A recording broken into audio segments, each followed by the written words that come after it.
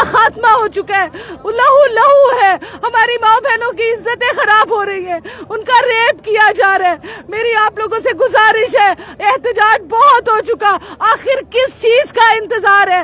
آخر کیا یہ اس انتظار میں کہ کشمیر سے روزانہ 2000 لاشیں آئیں گی تو جہاد شروع ہوگا، یا 2000 بچیوں کا ریپ ہوگا تو جہاد شروع ہوگا؟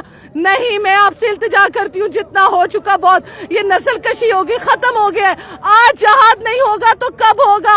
آپ احادیث اٹھا کے پڑھیے، آپ قرآن پڑھیے، اس میں اللہ تعالیٰ آپ کو حکم دیتا ہے کہ اٹھو، اپنے بھائیوں کے لیے اٹھو، جن کے ساتھ ظلم ہو رہا ہے اس ظلم کے خلاف اٹھو۔ ہم نہیں چاہتے جنگ کرنا، اسلام امن کا پیغام دیتا ہے، لیکن نبی صلی اللہ علیہ وسلم نے بھی اس وقت تلوار اٹھائی جب کافروں نے حد کر دی، اب تو اس سے بھی بدتر حال ہے۔ کیا آج بھی ہم زمانہ جاہلیت میں جی رہے ہیں؟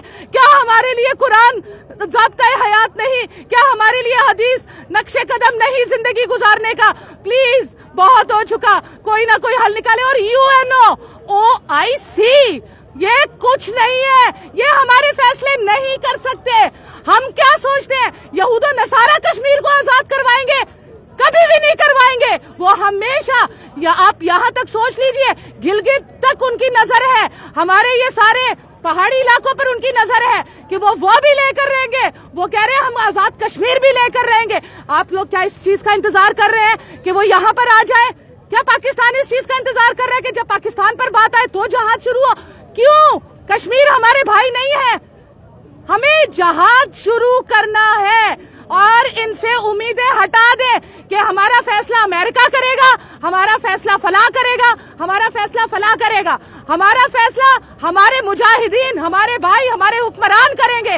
حکمرانوں سے ہاتھ جوڑ کر یہ کہتی ہوں کہ اب بس کر دیجئے، بہت ہو چکا احتجاج، اب الجہاد الجہاد الجہاد۔